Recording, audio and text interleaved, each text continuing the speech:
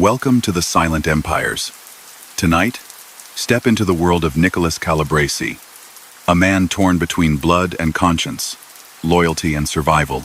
Once a trusted hitman for the Chicago outfit, his silence was his strength, until the weight of his past forced him to break the very code he lived by. As you close your eyes, picture the cold streets of Chicago, the quiet tension of family ties, and the haunting whispers of choices that could never be undone. Before we begin, share your city and the time you're listening in the comments. I always enjoy seeing where these stories reach. And if you enjoy sleeping stories of gangsters and forgotten empires, don't forget to subscribe and join our family. And also, like this video, your support truly motivates us to keep bringing you these untold stories. Now, take a deep breath and let the shadows of truth and betrayal guide you into the night. Family meant everything. It wasn't just a warm word spoken at holidays, it was the rule book. You protected your own. You learned to handle problems within the circle. His older brother, Frank, had a presence that filled a room. Frank moved fast, cut deals, collected debts, managed crews, and acted as if pressure improved his breathing. Nicholas stood a step behind. Loyal, steady, willing. Brothers can be mirrors, or they can be currents. With the Calabreses, blood pulled strong. As a young man, Nicholas didn't start with drama. He began with errands and rides. He drove people where they wanted to go, waited in the car, kept his eyes open.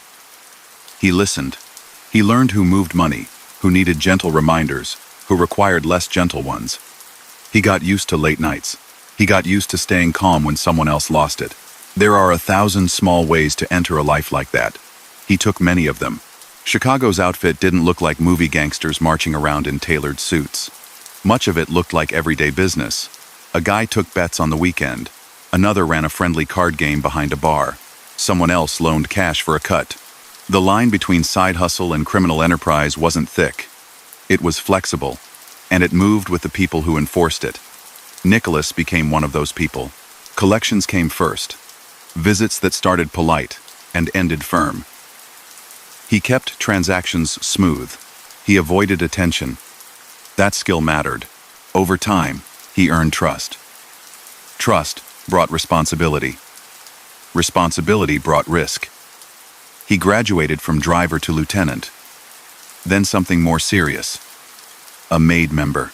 By the early 1982, he had taken the oath that said he belonged to the outfit fully, with all the weight that promise carries. According to later court records and sworn testimony, that membership meant he answered to senior figures in the 26th Street crew, often called the Chinatown crew, and worked closely with his brother. They ran loans, skimmed cash from illegal gambling, pressed extortion on stubborn cases, directed burglaries, and participated in violence against people the outfit had decided to remove. None of it looked heroic. It looked organized. Nicholas did many things in that world, but he stayed consistent. Keep your voice low, do the job, don't talk outside the circle. He didn't brag. He didn't seek headlines.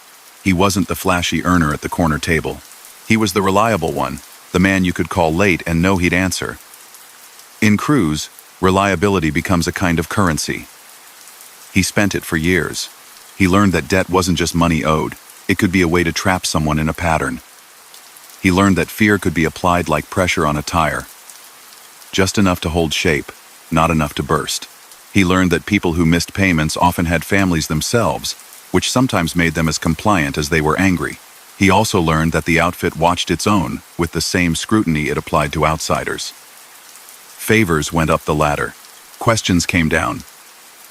If you faltered, you could find yourself on a short list. In that environment, many men acted out of habit and caution at the same time. Murders tied to the outfit didn't happen by accident. They were planned, authorized, and carried out with rules. Keep it quiet, keep it efficient, keep it contained. Nicholas would later testify that he took part in more than a dozen killings over the years, including cases that became famous in Chicago, the slayings of Anthony Tony Spilotro and his brother Michael in 1986, and the fatal attack on John Fecarata that same year.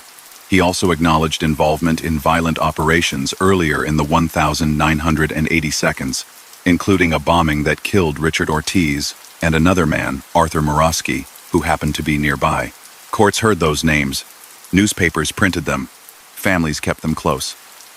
In public, Nicholas told it without theatrics.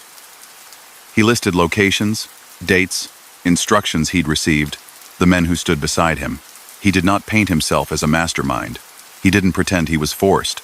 He said what he did, who gave orders, how crews moved, and he accepted that his choices had left people dead. It's important to say this carefully. None of his testimony glorified the violence. It documented it. Before those cases made headlines, Nicholas lived through a long run of routine work, if that word can be used for acts that break laws and reshape lives. He collected. He guarded stash places. He checked on businesses that paid to keep trouble away. He did stakeouts during tense periods. He understood where influence sat in a city that created legends about clout. Chicago's political life and the outfit's private world didn't merge in some movie-friendly handshake.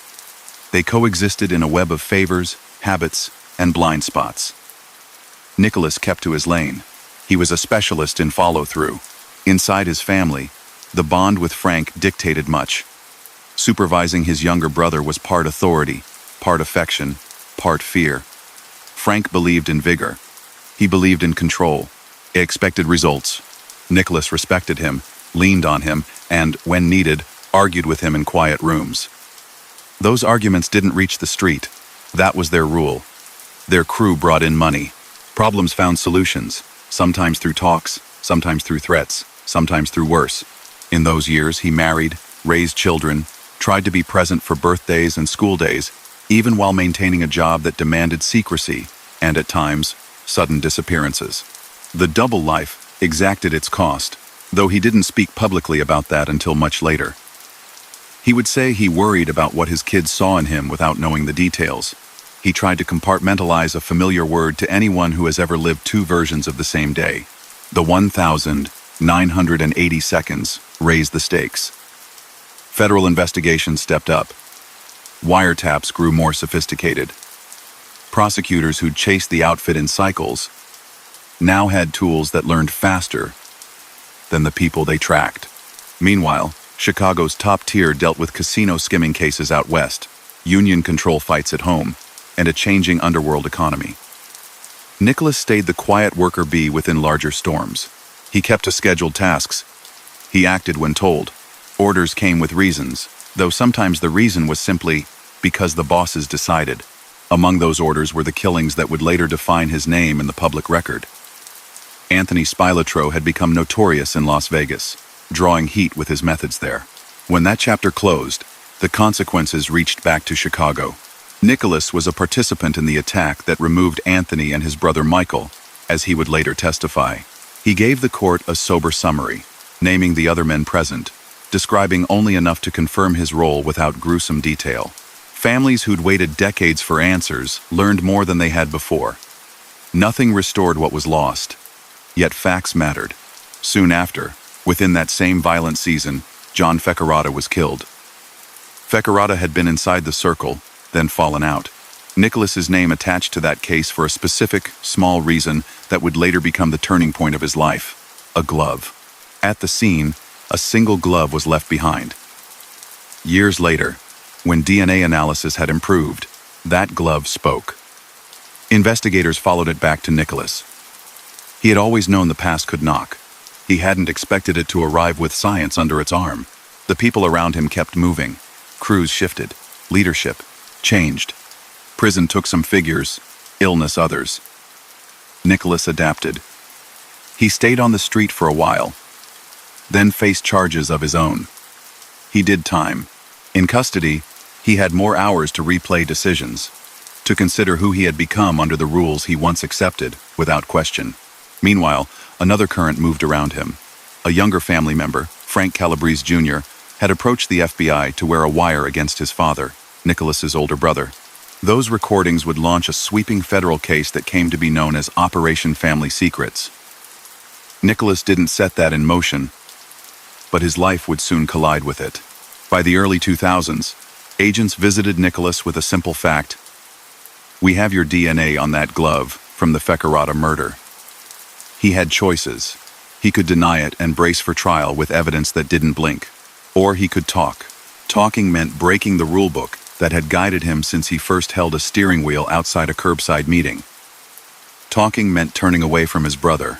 It also meant telling the truth to people who'd never met him, so that families of victims would finally hear exactly what happened and who ordered it.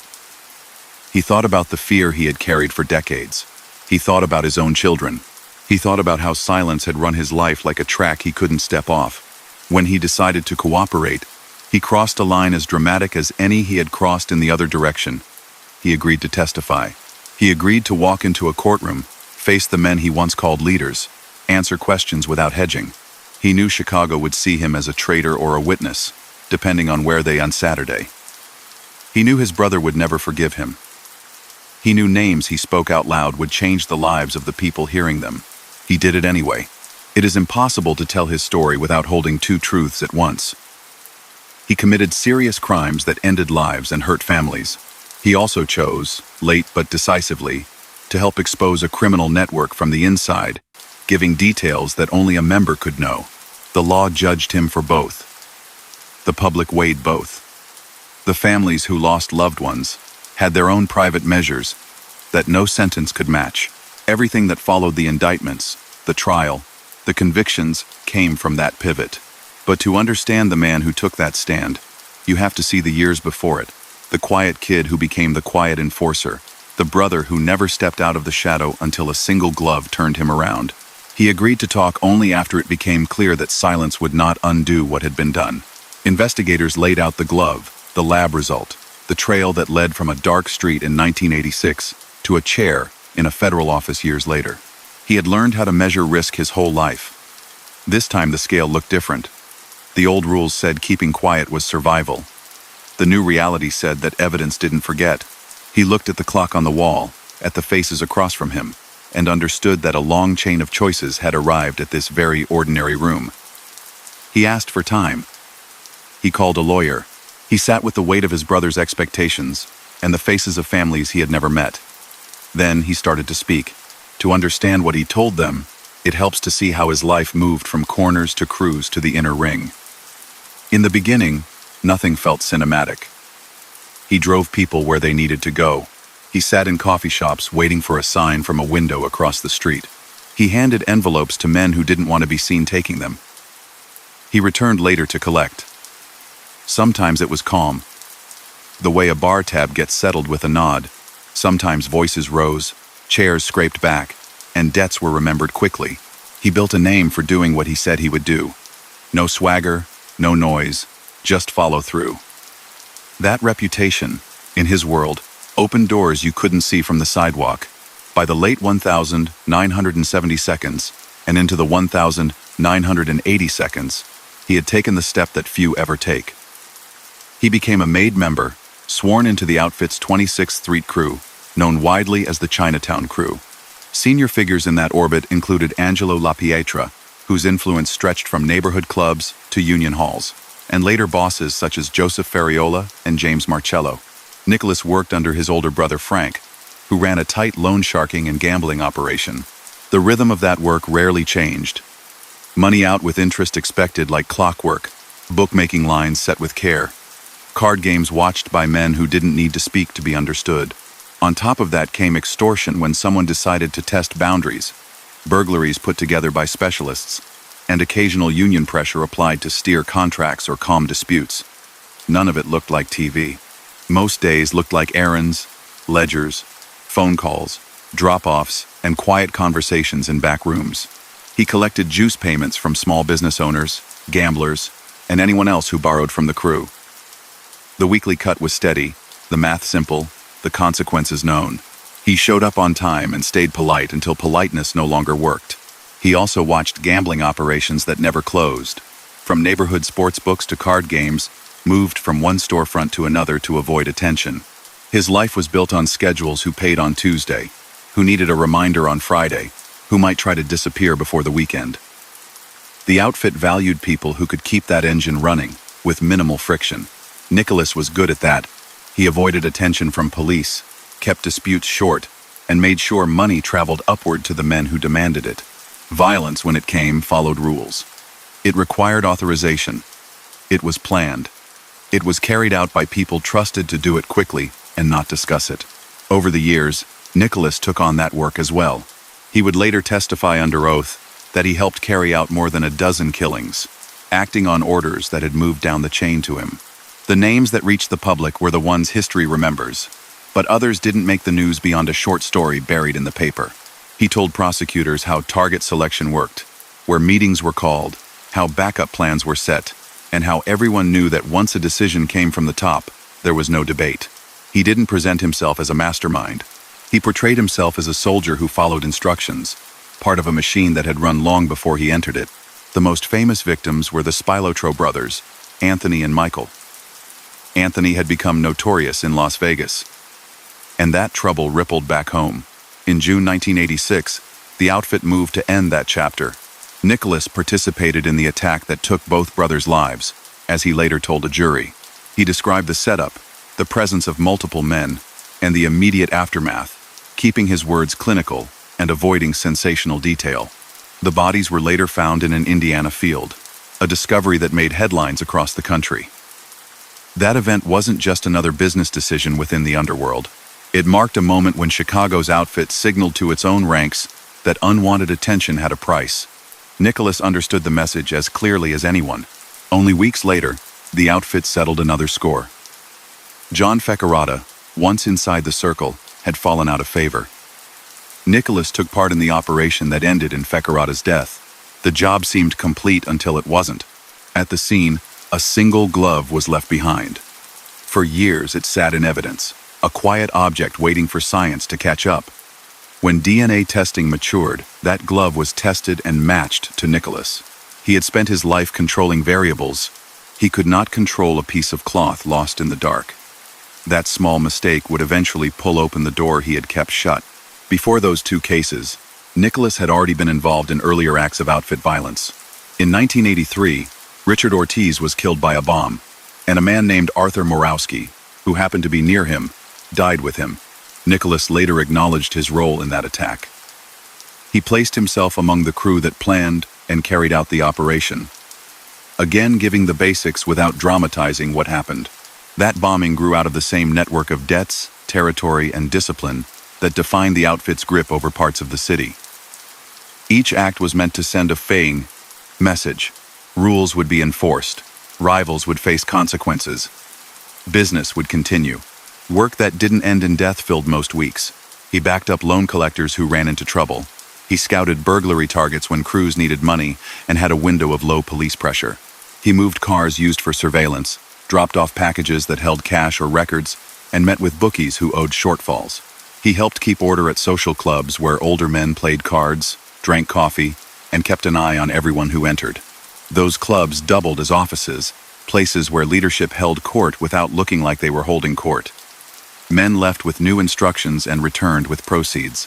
Nicholas moved among them as a dependable presence who knew what needed to be done and did it. Family threaded through every part of his day.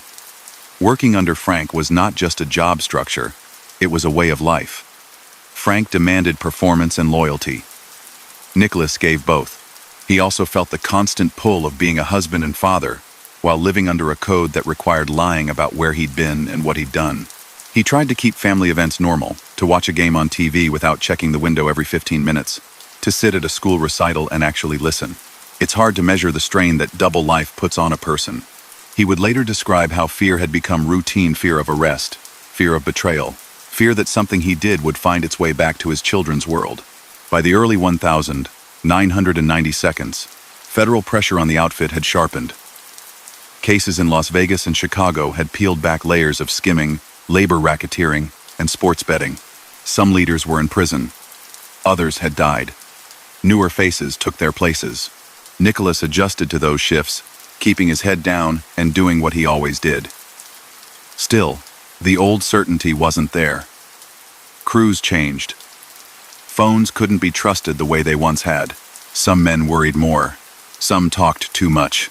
Nicholas did time on charges tied to outfit business, then came out to find a city that had not changed much on the surface, but felt different underneath. The rules remained, but the censors felt closer. Meanwhile, something happened inside his own family that would eventually reshape the landscape. Frank's son, Frank Jr., decided to approach the FBI while serving time with his father. He began helping agents, recording conversations about murders and money. Those tapes formed part of a case that prosecutors later called Operation Family Secrets. Nicholas didn't start that fire. Yet its heat spread to every corner of the world he knew. By 2005, federal indictments named top outfit figures in a racketeering case that bundled together decades of crimes, including murders, extortion, loan sharking, and illegal gambling. The list included men Nicholas had served and men he'd stood beside. It was a map of the life he had lived. Before that case reached trial, agents confronted Nicholas with the DNA result from the glove. He faced the choice that had haunted so many of his nights: deny and fight, knowing that science would sit in the courtroom without blinking, or cooperate and tell the story straight. He had been raised to think there was only one acceptable choice. He chose the other. He sat for debriefings and walked prosecutors through a timeline that stretched from the late 1970 seconds through the 1980 seconds and beyond. He explained chain of command, how orders traveled, how money moved, and where violence fit in. He named names already present in the indictment, filled gaps in cases that had sat cold, and helped prosecutors understand the why behind the what. When the Family Secrets trial opened in 2007, Nicholas walked into a courtroom and told a jury what he had done. He spoke quietly, sometimes looking at the table as if watching the words settle there. He described the Spilotro killings, the Fecarata murder, the Ortiz bombing, and other slayings he had helped carry out. He explained the outfit's oath, the ceremony that bound a man to its rules, and the meaning of loyalty inside a system that punished disobedience without hesitation. He did not attempt to shift blame onto nameless shadows. He described his role and identified other participants. Defense lawyers pressed him. He stayed with the facts, often reminding the court that he was there because a piece of evidence had finally forced a reckoning he had avoided for years. The trial ended with sweeping convictions. James Marcello, Joseph Lombardo, and Frank Calabrese Sr. were found guilty of racketeering tied to murder and other crimes. The case marked a rare moment when Chicago saw the inner workings of the outfit laid bare through testimony from someone who had truly belonged to it. Reporters wrote that Nicholas was the first made member of the Chicago outfit to break the code of silence and testify against high-ranking figures. The public learned that violence inside that world didn't happen in sudden fits. It ran on process. It answered to hierarchy. It served business objectives that were as cold as they were clear. Families of victims listened, absorbed, and held on to the truth as something that finally put names to losses they had carried alone. Sentencing came later. In 2009, a judge weighed Nicholas's cooperation against the gravity of what he had admitted.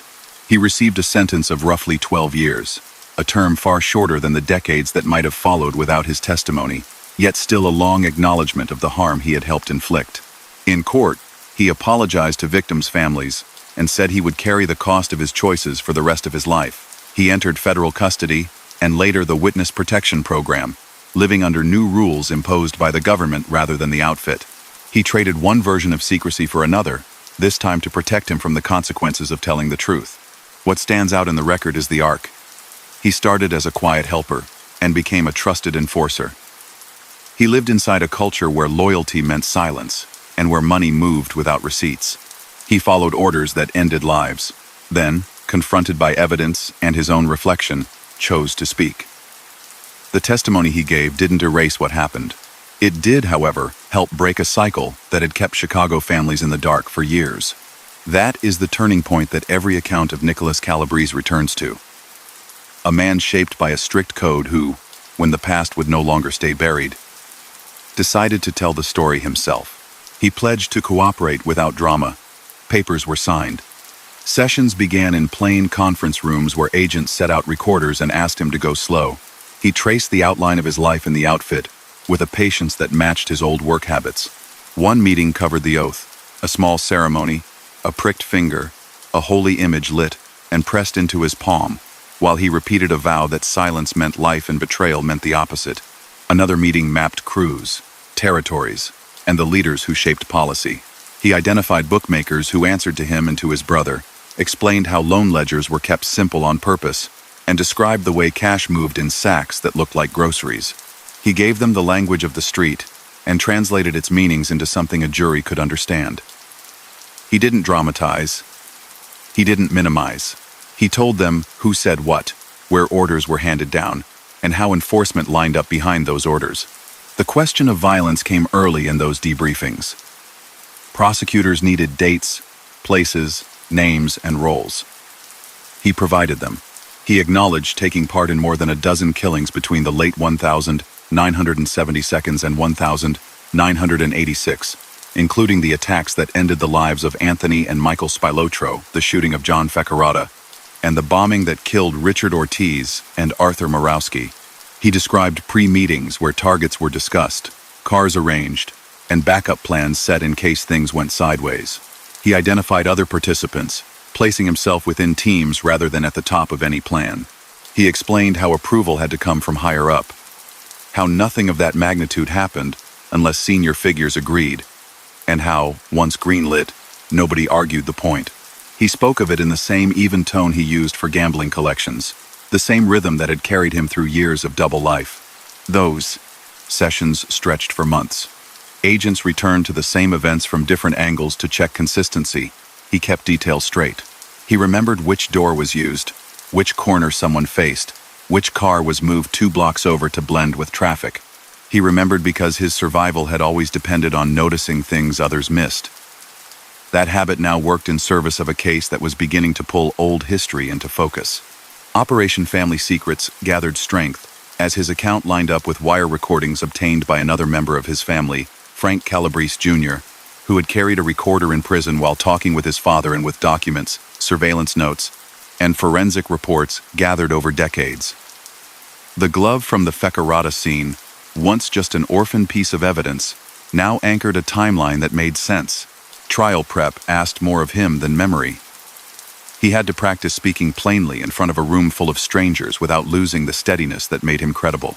He reviewed exhibits, photos, diagrams, and address lists, so he could point without hesitation. He knew what defense lawyers would say, that he was lying to save himself, that he had motives other than truth, that he had told different versions to others before this day. He prepared by sticking to one thing: what happened and who was there. Prosecutors told him not to predict what someone else intended. Describe actions, they said. Let the jury draw conclusions. That instruction suited him. He had spent a lifetime treating motives as private currency. Facts would have to do. When the courtroom opened, it felt both public and intimate. Spectators filled benches. Reporters kept notebooks ready. Jurors watched every movement. Across from him sat men he had once called bosses or partners. James Marcello, a leader who had risen after earlier bosses died or went to prison. Joseph Lombardo, a figure with a long record in the outfit. His own brother, Frank Calabrese Sr., whose eye for leverage had made money for years. Paul Skyro and Anthony Doyle, a former Chicago police officer accused of helping the outfit by passing along information. Each had a lawyer. Each had a strategy. He took the stand and told a version of Chicago that most people only read about. He explained the 26th Street crew's place within a larger structure, how Chinatown served as a hub for loans, gambling, and enforcement, and how Angelo LaPietra's influence had once given the crew reach well beyond its neighborhood. He described weekly routines: a morning at a club where coffee and cards made business look like leisure, an afternoon drop-off to pass along the count, evening checks with bookies as sports lines shifted. He showed how disputes rarely required shouting, when everyone knew there was a deeper authority behind a quiet request. He also walked the jury through the rare times when words no longer worked and orders shifted to removal. He kept his phrasing spare, avoided lurid description, and reminded the court that approval always traveled from the top down. When he reached the Spilotro killings, the room held its breath. He did not linger. He identified the location where the brothers were brought, noted the presence of multiple men, and placed himself as one of them. He said who had been tasked with luring, who had stayed close at hand, and how quickly it ended once the attack began. He did not describe injuries. He did not engage in storytelling beyond the sequence of events. Family listened. Some cried. Others waited for names they had carried for years to finally be spoken in public with authority behind them. He provided those names. On Fekarada, he explained the decision to remove a man who had fallen out of favor and how he was drawn into the team that carried out the job. He did not pretend the decision made sense outside his old world. He simply said that it had been made, that he had obeyed, and that the act had left behind a small piece of clothing that would change his future. The glove gave prosecutors a thread that ran through the entire case. They tugged it in front of the jury, pairing lab results with his account. The story held. He then told the court about the 1,983 bombing that killed Richard Ortiz and Arthur Murawski. Again, he avoided sensational detail. He spoke about the plan, his role, and the fact that another man died because he was near the target when the device went off. He acknowledged the logic used by the outfit at the time to send a message to others who might resist, while also acknowledging that logic did not excuse consequences. He looked toward the families who attended and apologized without a speech. He had no grand words. He only had the record he was helping to build. Cross-examination came hard. Lawyers for the defense pressed him on every inconsistency they could find. They brought up his motive to reduce his sentence. They asked if he had lied before. He answered that he had lived under a rule that demanded lying to everyone outside the circle, and that he had broken that rule only when confronted by evidence he could not explain away. They asked if he hated his brother. He said no, that he had loved him, and still felt that blood tie while understanding that loyalty did not erase harm. They asked if he feared retaliation. He said he did, which was why he had accepted government protection.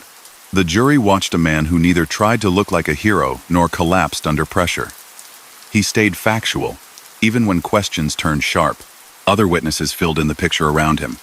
Frank Calabrese Jr.'s recordings caught Frank Sr. speaking in a way that corroborated Nicholas's account of murders, loans, and the broader code. Agents testified about surveillance. Analysts explained betting ledgers, loan records, and phone logs. Forensic experts walked through the science behind the glove match without theatrical flourish. A former police officer, Anthony Doyle, faced testimony about checking on seized evidence and passing along information about investigators' interest in that very glove. The web tightened. The jury saw how the outfit maintained a kind of bureaucracy hidden inside social clubs and family gatherings. Verdicts arrived after weeks of testimony. The panel found the defendants guilty of racketeering conspiracy tied to murders and other crimes. The jury also returned special findings that linked specific murders to specific defendants, drawing lines the public had not seen drawn in court before. It was a landmark moment for a city used to rumors and to unsolved violence. For Nicholas, it confirmed that his cooperation had done what prosecutors hoped it would do: bring accountability to events that had remained shadowed for decades. Sentencing hearings brought another round of reckoning. Victims' relatives spoke about lost parents, siblings, and children. They described holidays with empty chairs and milestones reached without the person who should have been there. Judges weighed those voices against legal guidelines and the roles each defendant had played. Marcelo, Lombardo, and Frank Calabrese Sr. received life terms. Others received long years. When it came time for Nicholas, the judge spent a long time on the bench's responsibility: how to sentence a man who had admitted to numerous killings, yet had also given the government the key to a case that changed the landscape. The court imposed a term a little over a decade, far shorter than life but substantial enough to reflect the gravity of his record. He apologized again. He said he would live with what he had done. He went back into custody. Prison life removed him from the rhythms he had known for 30 years. There were no collections to make, no ledgers to settle, no late-night calls with coded phrases. He read. He worked assigned jobs. He avoided attention, a skill he had cultivated since youth. He wrote letters to his family that spoke plainly, without the evasions that had once governed his every sentence. He allowed himself to think about the ways fear had shaped him, how it had narrowed his choices, until the only options left were silence or a break with everything he had believed about loyalty. He did not excuse himself. He also didn't rewrite history to make himself central to events that had many actors. He kept his place in the story the same: a trusted enforcer who, when the past reached for him, decided to speak. In the background, federal protection teams prepared for the day he would leave custody. He could not return to the same blocks under his old name without assuming risks that would undo everything. The program offered new identification, a chance to move quietly, work, and keep a low profile for as long as he chose. It was, in a way, a return to the quiet he had always kept, only now in service of safety rather than secrecy. He accepted that arrangement. He did not seek interviews. He did not tour his past for attention. He stepped away from the world that had made him, and from the headlines that had named him. Looking back at the full sweep of his crimes, the list is stark. He carried out collections backed by threats. He managed illegal gambling and sports betting operations that skimmed cash from neighborhoods across the city. He enforced loans that bled borrowers dry. He took part in burglaries arranged to raise quick money for the crew. He helped plan and execute bombings used to send messages. He participated in multiple murders, authorized by outfit leadership. He maintained the discipline that kept that machinery running. Those acts defined his adult life until he cooperated. Telling all of it on the stand did not repair what happened. It did, however, make it harder for that machinery to pretend it ran without blood on its gears. The human piece of it, the part that never quite leaves, runs through every account. A quiet kid learned early that family trumped everything. That belief gave him purpose and a place, and also took him into rooms where final decisions were made about people who had no say in their fate. He accepted that for years. Only when evidence and time forced a decision did he step in another direction. He did not become an advocate or a crusader. He became a witness. Chicago, a city that often teaches its residents to accept unfinished stories, finally heard endings for a set of cases that had sat unsolved. That is what his cooperation changed most. It replaced rumor with record.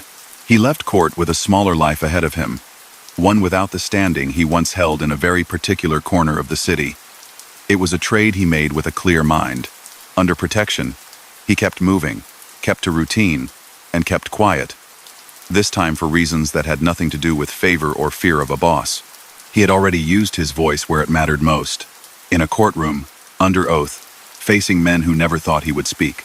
He learned to live by the slow clock of confinement, morning count, a line to the chow hall, a job that filled hours without demanding much thought. Then the long quiet of a place designed to subtract movement from a person's day.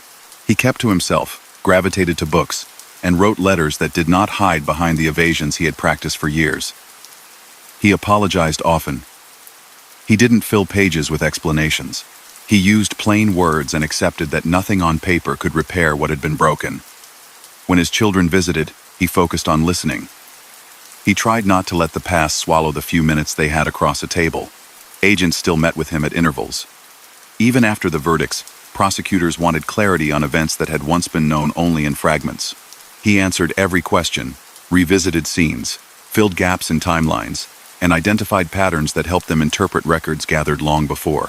His account connected murders to motives, gambling revenue to specific crews, loan books to names that had only ever been nicknames in files. He had lived inside that web for decades. He now described it in a way that made sense to people who had never met the men who ran it. Without gloating, without speeches, he simply gave structure to a story the city had heard in whispers. He met with marshals who explained how a protected life works. They discussed relocation, the conditions that keep a person safe, the need to avoid contact with old circles, and the small habits that minimize exposure. He listened, nodded, and agreed. He had trained himself for discretion long before any government program existed in his life. Now that skill would be put to work for survival instead of secrecy. He understood that his cooperation had placed him on a permanent list, the sort of list where time doesn't erase grudges. The marshals were frank. He appreciated that. After a career built on half-truths, he liked direct talk. Rumors drifted in even behind steel doors. He heard news about men he had once followed, and others who had followed him. Some received life terms. Others fought appeals. Years wore down people who had once seemed untouchable. Illness and age did what rivals and juries sometimes could not. He learned that his brother would remain in custody for the rest of his life, and later heard of his death behind prison walls. Pain and relief can sit in a person at the same time. He felt both. He would always be a younger brother. He also knew that love, loyalty, and harm had been knotted together in their lives until the knot could not be untied without cutting the rope. The cut had come the day he chose to testify. The toll was permanent. He thought about the work that had brought them both to those rooms. Collections first. A schedule of visits, each one a test of will, patience, and implied threat. Illegal gambling next. Lines posted for games, phone calls placed at odd hours, ledgers kept deliberately simple so that only insiders could read the pattern. Loan sharking always humming underneath. Cash out, interest in, late fees stacking up like bricks until the weight did the pushing for them. Enforcing territory. Soft pressure when possible, sharper pressure when not. Burglaries arranged when the crew needed quick money and a window opened. Extortion applied to businesses that learned it was cheaper to pay than to invite trouble. Bombings authorized to push a message that words could not. Multiple homicides carried out on orders from people above him, each planned in private and executed without public spectacle. That was the record he had acknowledged. He could not return to the person he had been when he committed those acts, and he did not ask to be believed as anything other than what he had been. A man who did those things and later told the truth about them in court. From time to time, he was asked to speak during closed sessions about what stops young men from leaving a path like the one he took. He kept it practical. He said that once a person gains standing in a crew, everything around him is arranged to be easier inside and harder outside. If he needs money, it appears. If he needs backup, someone is already watching. If he needs a favor, a door opens. Step away, and those supports vanish. What remains is fear. Fear of retaliation, fear of poverty, fear of losing the identity built on being useful to people who are dangerous, but also dependable in a certain way. He said that he had not left because he hadn't imagined a version of himself outside that circle. He had to be forced to imagine it by a piece of evidence he couldn't outrun. He wrote often to the families of those who were killed in cases he acknowledged. He didn't expect replies. Sometimes envelopes came back undelivered.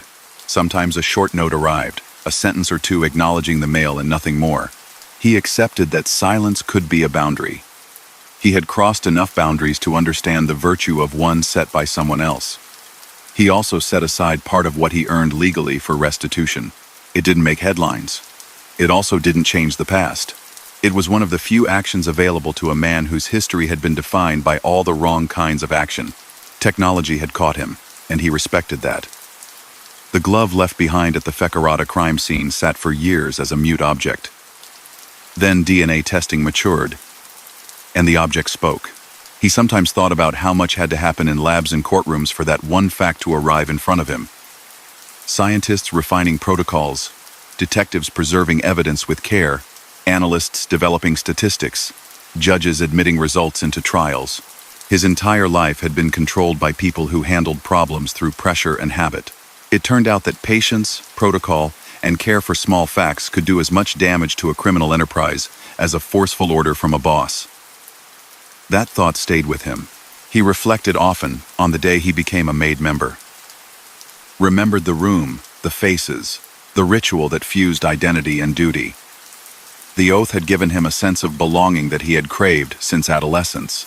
It also locked him into a set of obligations that narrowed his choices to almost nothing. Years later, he would stand in a different room and swear another oath to tell the truth, the whole truth, and nothing but the truth. The first vow had led him to carry out crimes. The second had led him to detail them. Both were promises. Both came with consequences. He did not pretend the second erased the first. He simply lived with both and allowed the system to weigh them. In letters to his children, he tried to describe the difference between explanation and excuse. He wrote that an explanation tells you how a thing happened. An excuse tries to erase responsibility for it. He promised never to mix the two. He also wrote about ordinary life books he was reading, a sunrise seen through chain link, a recipe he remembered from his mother's kitchen, a game on the radio that reminded him of summer evenings on a stoop. He wanted them to know that he still noticed small things, and that those things mattered. He believed it was healthy to notice, because part of how he had drifted into worse acts was by numbing himself to the ordinary. The less you notice your own street, the easier it becomes to ignore what you're bringing into it. News stories filtered in about the lasting effect of the trial. Reporters wrote that the case had cracked the silence around unsolved murders stretching back decades and had validated rumors that had hung over neighborhoods like fog. Retired detectives said privately that hearing a MAID member describe process and hierarchy aloud helped them connect dots that had remained stubbornly separate in their minds. Younger agents used transcripts from the trial as training material to understand the difference between myth and method in organized crime. He knew some people would always treat testimony from an admitted killer with skepticism. He knew others would seize on it to claim knowledge they'd never earned. He accepted all of that. He had done his part. What people did with it wasn't up to him. When he was eventually moved into the witness protection program outside prison walls, life shrank by design. He took a new name that didn't sound like a mask so much as a simplification. He learned a new routine in a place where nobody knew him. He took a job that paid modestly and kept his hands busy. He kept conversations friendly but light, careful not to invite questions about a past that had to stay closed. He found a grocery store where the clerk didn't chat, a barber who understood quiet, a church where he could sit in the back and leave while the last hymn still hung in the air. Safety wasn't dramatic. It was a set of small, steady choices that kept him anonymous. He thought about Chicago every day without needing to read headlines. He pictured the curves of the river, the way bridges lifted to let boats through, the smell of wet pavement after a storm, the sound of a bus braking in winter. He imagined the old clubs shut or turned into something else. He knew some younger men would try to fill the gaps left by the convictions. He also knew that the outfits world was smaller than it had been when he was young. The risk-reward balance had shifted. Phones weren't safe. Money left traces. Community tolerance had thinned. The old mix of habit and fear didn't hold neighborhoods together the way it once did. He didn't take credit for any of that. He counted himself as one factor among many that had changed the era. Friends from long ago were not part of his life. That was the cost of safety as well as the cost of betrayal in the eyes of those old friends. He didn't argue with the label. In their code, he had betrayed them. In his mind, he had finally told the truth about acts that had buried families under silence. Two things can be true at once. He carried that duality quietly. If a stranger in a checkout line reminded him of a man from the old neighborhood, he looked down and counted items on the belt. Situational awareness had once been a professional skill. Now it was caution without fear, a way to keep the peace he had chosen. On anniversaries of certain killings, he paused. He didn't keep a calendar for those dates. His memory supplied them without help. He said prayers because prayer is one of the few tools a human being can use when no practical tool fits. He did not ask for absolution. He asked for strength to keep telling the truth, at least to himself, about what had been done and why. He also asked for better futures for the children of the people he had harmed. He understood that such requests were insufficient. He made them anyway. He sometimes spoke with people who had lost someone and wanted to understand one specific thing about a case. They didn't ask for sensational detail. They wanted to know how a decision had been made, or why a person had been targeted, or whether their loved one had suffered. He answered what he could within the limits of decency and the facts. He said that in his experience, orders came from above after disputes or breaches of trust had built up over time, and that once the decision was made, the act was carried out swiftly. He avoided description and focused on structure. Those were hard conversations. He took them when they came because avoiding them felt like a return to silence, and he had decided he would not go back there. He understood that the image of organized crime that lives in popular culture, fast talkers, sharp suits, romantic codes, was built for entertainment. He had once found some pride in the illusion of order and honor in that world. Years later, he viewed it as a set of stories that covered up routine harm. There were no elegant rules. There were rules designed to keep money flowing upward and to punish those who disrupted that flow. Violence backed those rules. He had been one of the people who enforced them. Testifying had removed the varnish. He wished the removal had come sooner. He read about legal developments that grew from the same soil as his case. New uses of racketeering laws, more deliberate preservation of evidence for decades-long investigations, closer scrutiny of local corruption that helped criminal networks avoid pressure. He recognized patterns in stories from other cities. People often underestimate the power of habit and relationships when it comes to crime. A city learns to look away because looking closely brings discomfort. It took time, persistence, and the kind of testimony he gave to force a closer look. His voice was one among many that pushed in that direction. He kept his health as best he could. He walked. He cooked simple meals. He saw doctors when needed, almost grateful for the anonymity of waiting rooms. In an old life, every room contained a calculation. Who's watching? Who might talk? Who might listen? In the new one, a room could be just a room. He cherished that. He did not drink to dull memory. He faced it. He viewed memory as a thing to be managed with honesty, not erased with distraction. Sometimes he thought about the moment a young man realizes he's in too deep. He wished he could find that person and say, "Your fear of leaving is not proof that you belong. It's a trap set by people who benefit from your willingness to stay scared." He knew the message would rarely get through. It might reach one person here or there. He accepted the humility of that scale. Large problems break only when many small decisions change. He talked with counselors about guilt and accountability. They proposed that guilt could be useful if it spurred repair and harmful if it sank a person into paralysis. He aimed for the first.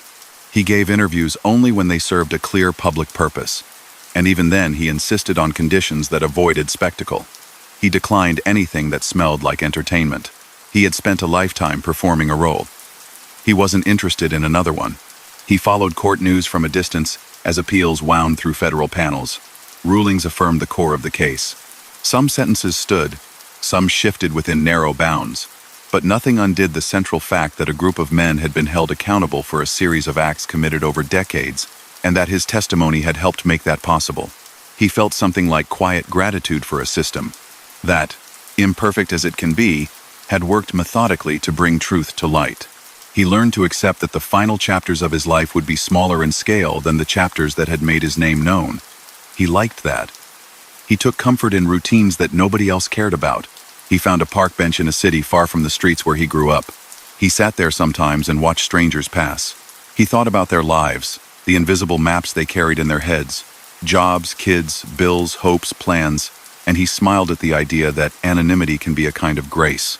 He had spent years being known by people he didn't want to know him. Now he could walk into a store and be just another customer. It felt like a gift he hadn't expected to receive. He did not forget the people whose names had filled courtrooms: Anthony and Michael Spilatro, John Fecarata, Richard Ortiz, Arthur Murawski, others whose families had stayed quiet in public but loud at home because grief tends to be loud where love is strongest.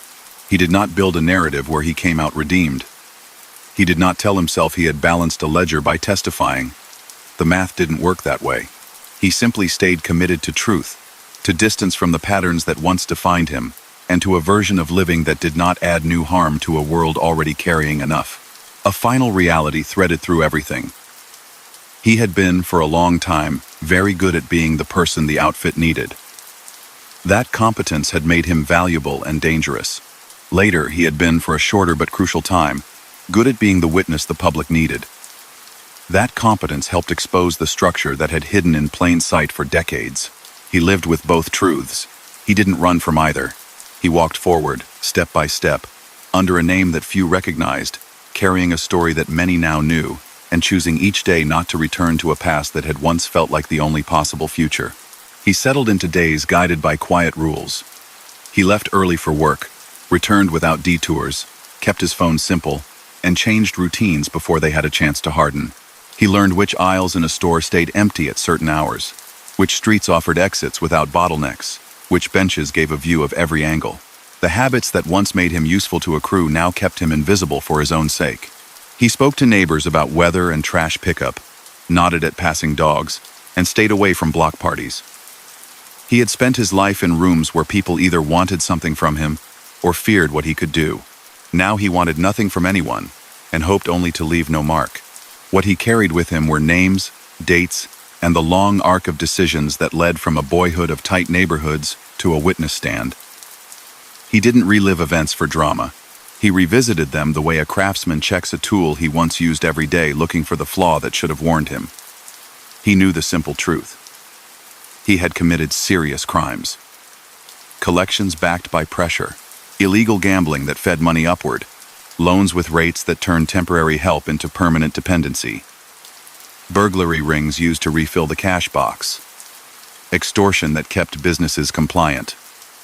Bombings approved to make a point. A series of slayings carried out under orders from men who moved pieces on a board only they could see. He had told that truth to a jury. He now lived with it in private. Before the courtroom, there had been a seed planted inside a prison. His nephew, Frank Jr., chose to approach the FBI while serving time with his father, Frank Sr. He wore a recording device during conversations that were never meant to be public. Those tapes captured a father describing a life's work in a way that gave prosecutors a frame. The recordings alone would not have been enough to tell the whole story. They needed the insider who had stood beside the men on those tapes. They needed the one who would explain how a rulebook became action. That is where Nicholas came in after agents confronted him with DNA from a glove that tied him to a fatal attack. The tapes and the glove joined forces, one gathering voices, the other anchoring science. Once he agreed to cooperate, the scope of his obligations became large and precise. He described the 26th Street crew, often called the Chinatown crew, under figures like Angelo La Pietra in earlier years, and later, under men such as James Marcello who were part of the outfit's leadership. He traced the flow of money from neighborhood bookmakers to higher levels, the structure of loans that kept borrowers returning, the informal calendars that governed collections, and the hand signals that turned a conversation into a directive. He identified social clubs where older men held court, back rooms that served as command posts, and public places where a nod could cancel a plan or confirm it. He did not present himself as the architect. He presented himself as the one who made sure the plans took shape. His testimony about the slayings that defined the family secrets case, among them the deaths of Anthony and Michael Spilotro in 1986, the killing of John Feccarata the same year, and the 1,983 bombing that took the lives of Richard Ortiz and Arthur Murawski, felt, by design, analytical rather than sensational. He stuck to sequences and roles. Who lured, who waited, who approved, who followed through. He avoided lurid depiction. He kept faith with the court's purpose, to build a record that could be checked against evidence and understood by jurors without turning human loss into spectacle. He also made clear that none of those decisions began with him. Authority flowed downward. Responsibility pooled on the ground where the act happened. He acknowledged standing on that ground. He remembered the small mistake that undid years of careful living. At the scene where Feccarata was shot, he left behind a glove. Time passed. Science moved. Investigators tested the glove and found a match that took his name from rumor into a lab report. He had been trained to control variables. He could not control that one. The consequence was a door opening toward cooperation and away from the code he had followed since the day he entered a back room to take an oath.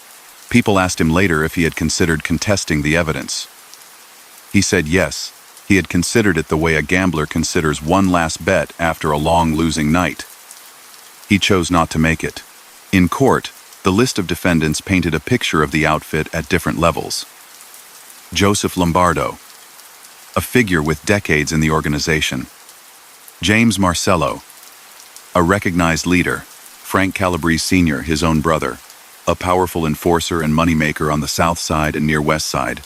Paul Skyro, an associate tied to serious acts. Anthony Doyle, a former Chicago police officer accused of using his position to pass along information about investigators' interest in the glove evidence. The government's case brought together slayings, loan sharking, illegal betting, extortion, and obstruction. Nicholas stood as a thread that ran through many of those episodes. He also stood as a break in the fabric, a made member willing to testify against men he had once followed. Reporters wrote it as a first. He didn't think in headlines. He thought in obligations. He did not compare his cooperation to heroism. He did not seek that label and rejected it when others offered it as shorthand. He had acted for years in ways that brought harm. Later, he told the truth about those acts. It mattered. It also came late. He understood that a late truth carries a different weight than one told early, when harm might have been prevented. Still, he believed that telling it remained necessary. He had watched families sit in court through decades of delay. A system works best when it gathers enough pieces to make a complete picture. He provided some of those pieces. After sentencing in 2009, when a judge weighed cooperation against a long list of admitted crimes and decided on a term a little over a decade, Nicholas settled into the slow, even rhythm of federal custody. He worked, read, exercised, and continued to meet with agents when questions arose about old files. He did not count days on a wall. He learned to accept time as something to move through rather than fight. He wrote apologies that did not ask for permission to feel better afterward. Requests for absolution were not his to make. Clarity was. He tried to offer that when he could. Years later, out under a new identity, he treated routine like a craft. He liked shops where the cashier never asked where he'd been before living here. He looked for work that paid modestly and asked little more than punctuality and honesty. Reliability had been his calling card in the old life. It served him now, without the harm. He avoided news cameras, said no to dramatic interviews, and, when he agreed to closed-door talks with law enforcement or civic groups, he aimed for usefulness over performance. He explained how daily practice inside organized crime resembles a small business: scheduling, cash management, customer retention through fear and convenience, conflict resolution through intimidation, and the occasional use of targeted violence to enforce order. He did not pretend that such explanations made that world interesting. He showed that it was banal in many ways, and that banality allowed it to hide. He also spent time untangling the idea of loyalty. For years, he had measured loyalty as silence and action on command. Later, he measured it as responsibility to truth and to people outside his circle who had every right to live without the shadow his work had cast. He did not rewrite his past to claim that he had always secretly held the latter view. He admitted that fear had been his anchor. He feared bosses, feared poverty, feared being helpless outside the structure that gave him purpose. He wrote to his children that fear is persuasive when it arrives wearing the clothes of protection. It took the firm voice of evidence to persuade him otherwise. Whenever he thought about his brother, grief and clarity walked together. Frank Sr. had been a force, energetic, relentless, effective in the only metrics that mattered inside the outfit: earnings, control, obedience. He had also been a father whose son chose to help the government after years of trying to pull his father toward a different path and failing. The tapes recorded by Frank Jr. captured a private authority that had long shaped Nicholas's life. In court, that authority met the public square. Nicholas did not celebrate that clash. He acknowledged it as the reality that helped bring accountability. When he learned of Frank Sr.'s death in prison years later, he felt a younger brother's loss and an older man's understanding that the story they had shared could not have ended another way once he decided to speak. The law that prosecutors used, racketeering, with its ability to knit together acts across years into a single conspiracy, fit the outfit's own design. The enterprise ran on continuity. Slayings in one decade enforced rules that kept money flowing in the next. A loan made in one neighborhood paid tribute to men in another. A social club meeting in the morning could direct a bookmaker to change lines in the afternoon, and an enforcer to settle a problem at night. Rico treated that continuity as a feature to prosecute, rather than a fog that hid responsibility. Nicholas's testimony gave the statute a human spine. He became, almost by accident, a teacher of process. He explained why certain businesses were always targets: cash, heavy operations with predictable seasons, owners tied to community obligations that made them less likely to call police, and debt cycles that could be exploited. He showed how bookmaking survived by moving small and often, using phones that changed and runners who blended with crowds. He clarified how a crew would decide whether to pressure, pause, or escalate, and how escalations were never improvised. They were meetings noted in nobody's calendar and remembered by everyone in the room. For audiences that wanted to know how to prevent the next version of what Chicago had endured, those lessons mattered. He refused to invent colorful details to make stories land. When he didn't recall a fact, he said so.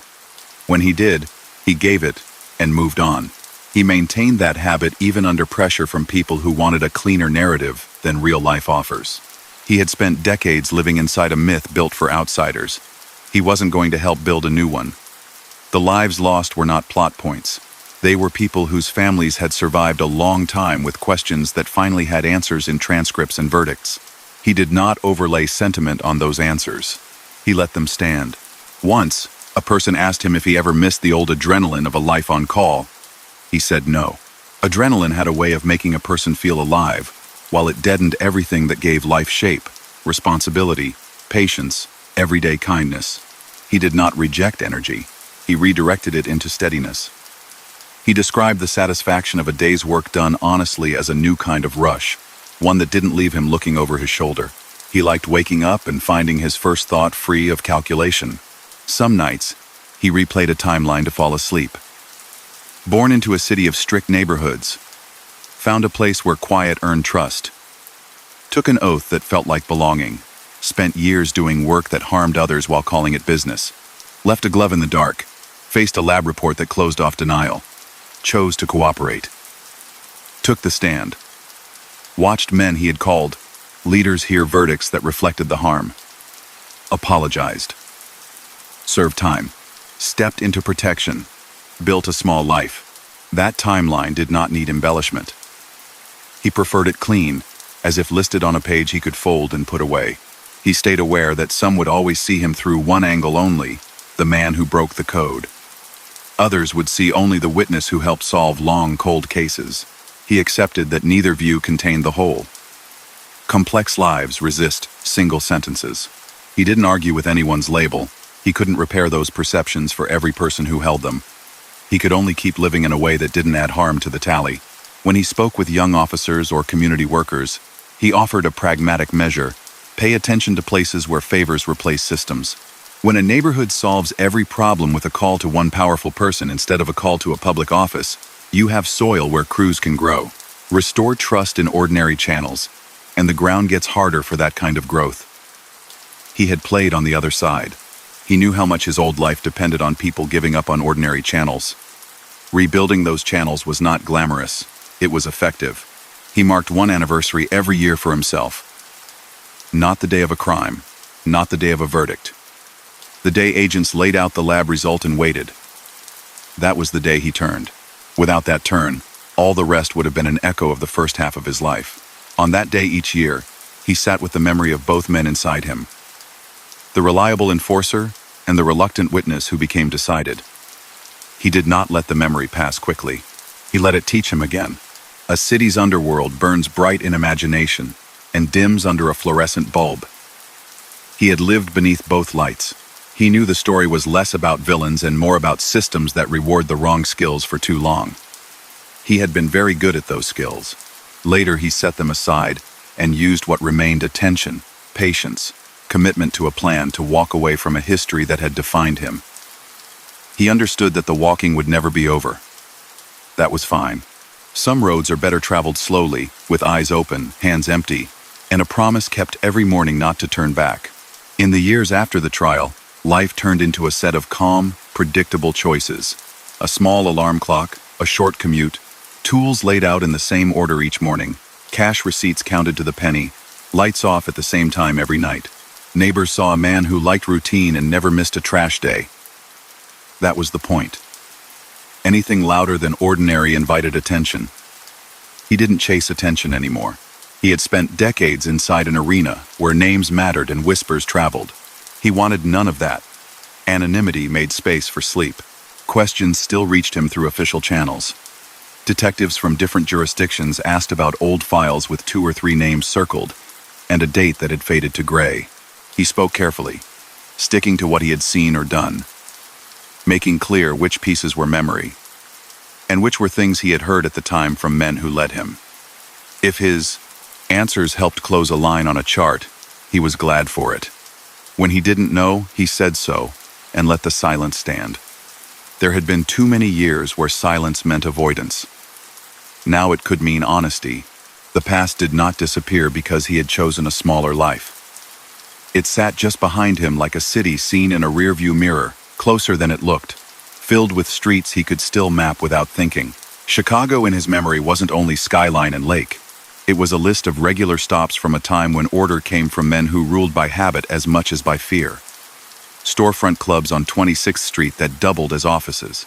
Cafes where a glance across a room could end a dispute without a raised voice. Union halls where leverage lived in the shadows. He could still picture Angelo La Pietra's old orbit, the way influence ran through Chinatown's crew to other corners. Later came names like Joseph Ferriola and Sam Carlisi, and, further on, John DiFronzo.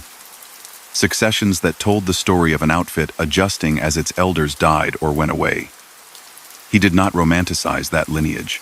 It was a conveyor belt, not a family tree. People sometimes asked why the outfit had held on for so long. He answered that it organized ordinary activities, loans, bets, protection, into a dependable system. Dependability kept customers close. Fear kept them from leaving. That mix was powerful, until outside pressure and inside mistakes weakened it.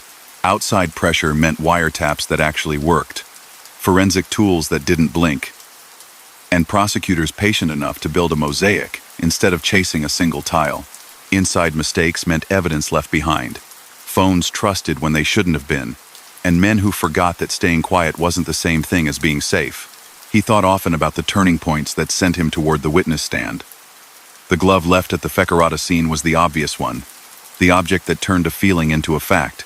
Another was smaller, a decision to take on responsibility without imagining an exit. He had been good at follow-through. Follow-through made him valuable to leaders who expected tasks to be completed without fuss. It also kept him reacting to orders instead of stepping back to ask the question that might have saved him years of harm. What is the point of this life if it requires you to disappear inside it? That question arrived late. It changed everything anyway. His cooperation had not been a single act. It was months of sessions, then weeks of testimony, then years of follow-up. He described more than the headline killings that drew cameras. Investigators wanted to understand the daily engine that paid for everything. Sports betting formed the base, cash flowing on weekends. Lines set by people who followed weather and injuries as closely as bookmakers followed odds in Las Vegas. Runners collected in small amounts that added up. Debts rolled forward with interest. When a bettor stalled, someone like Nicholas appeared to smooth the path back into compliance. He made sure the service felt reliable and the consequences predictable. That predictability kept customers in place better than drama ever could. Loan sharking sat atop that base like a permanent storm cloud. Borrowers took cash because it was fast and the formality felt light. The wait came later, in interest that didn't stop. Collections were scheduled with the same regularity as bill payments in the legitimate economy. Pay on Monday, call on Wednesday if a handoff was missed. Visit on Friday, if the call didn't settle it. He framed it in court not to explain away cruelty but to show its design. Design mattered because it proved the existence of an enterprise, which the law used to tie acts across years into a single case. Extortion lived in the gray spaces where businesses felt exposed. Cash-heavy operations that couldn't easily track every dollar. Late-night venues with limited appetite for police attention. Contractors who needed labor peace to finish a job on time. The offer arrived soft. A fee to keep things calm. Saying no often triggered a demonstration meant to change the answer. He avoided giving step-by-step descriptions. He said the point was always the same: make compliance feel like the smart move. If trouble came, it came without flourish. He had been part of that, and he did not excuse it. Burglary crews moved when the outfit wanted quick money or needed to apply pressure without public spectacle. A warehouse with weak locks. A manager known to keep cash on site. A holiday weekend with thin patrols. He spoke about the planning at a high level and left out anything that could serve as a lesson. Agents didn't need a how-to. They needed to understand how burglaries fit inside a structure that treated crime like logistics. All of that, the betting, the loans, the pressure, funded the hierarchy that authorized violence. He had already told jurors about the murders he took part in, Anthony and Michael Spilotro in 1986, removals that closed a chapter in Las Vegas and sent a message at home. John Fecarata weeks later, a man who had been inside the circle and then was not. Richard Ortiz in 1983, killed by a device, and with him Arthur Morosky, who had not been the target but died because he was near. He also provided context for killings he knew about but hadn't carried out, events like the 1,974 murder of Daniel Seifert, a businessman whose death tied directly into the Enterprise case against Joseph Lombardo years later, and other attacks that prosecutors added to the racketeering picture. Where he lacked first-hand presence, he was clear. Where he had stood in the room, he said so. The difference mattered. Lawyers asked whether he ranked those crimes in his head. He said no. He had learned that creating private hierarchies of harm was a way to avoid the fact that all of it added weight to the same scale. Families didn't grieve in categories. They grieved in kitchens and living rooms and at gravesides. His task, once he chose it, was to tell the truth about how and why events had unfolded, not to sort them. He knew the label that followed him. The first made member of the Chicago outfit to testify against its upper ranks. Reporters used that phrase because it was true, and because it carried drama. He accepted the accuracy and ignored the drama. The word first didn't change the substance of what he had done. It did change the signal it sent to others who still lived by the old code. If someone like him could cross that line, the line itself could no longer guarantee silence. That shift had consequences inside a world that relied on certainty. Sentencing day lived in his mind for more than one reason. A judge spoke about balancing cooperation against responsibility for lives lost. Families spoke about people who didn't come home. Prosecutors spoke about a case that had taken years of work, and a city that had carried rumors like a second weather. His own words were brief. He apologized and did not ask to be forgiven. The sentence, just over a decade, reflected a calculation that would never please anyone entirely. He accepted it as part of the same process that had forced him to speak in the first place. He also remembered how the case reached beyond men like Marcello, Lombardo, and his brother. A former police officer, Anthony Doyle, had used access to information to help the outfit stay ahead of investigators, particularly on the question of whether the glove from the Fecarata scene had drawn attention. Doyle's conviction in the family secrets trial showed how the enterprise leaned on help from people inside institutions meant to resist it. That detail mattered because it told communities to guard against the small breaches that let larger harms through the door.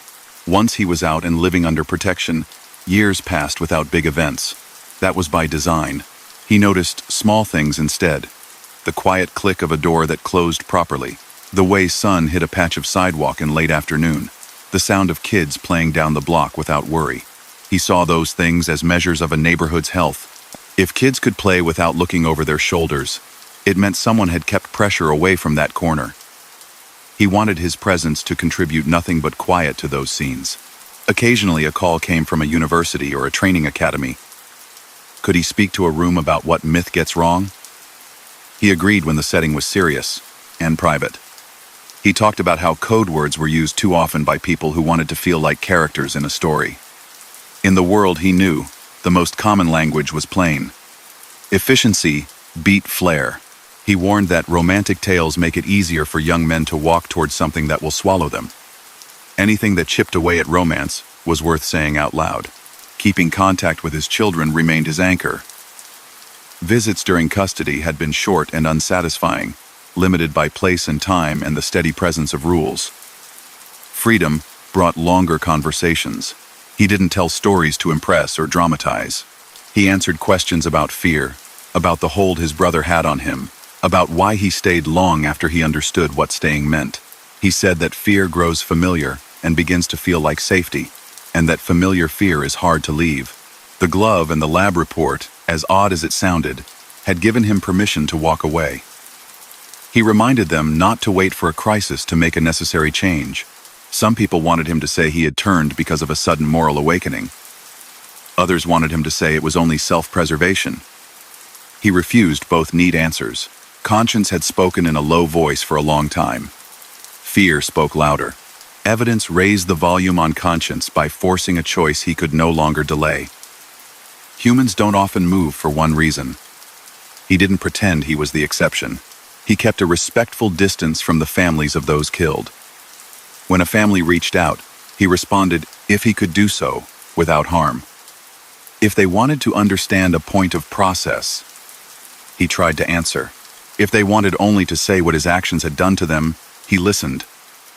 He didn't defend himself. Listening was the least he could do.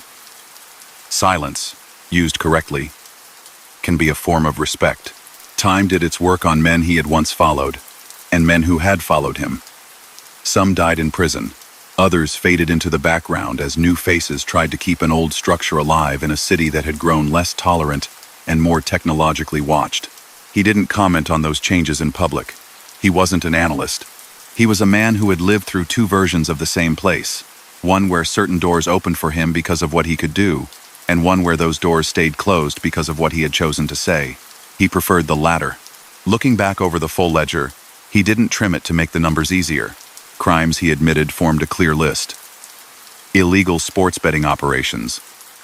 Loan sharking with interest that punished weakness. Extortion against businesses that could least afford it. burglaries arranged to feed a crew's needs, bombings carried out to reinforce dominance.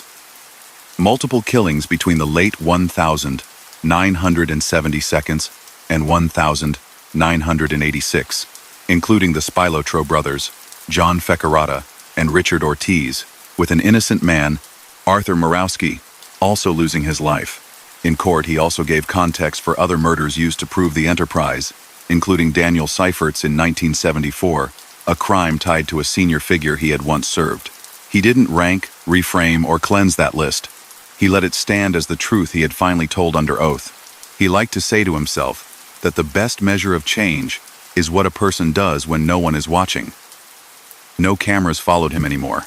He got up, went to work, paid bills, kept appointments, and stayed on time because being on time was how he had always shown respect.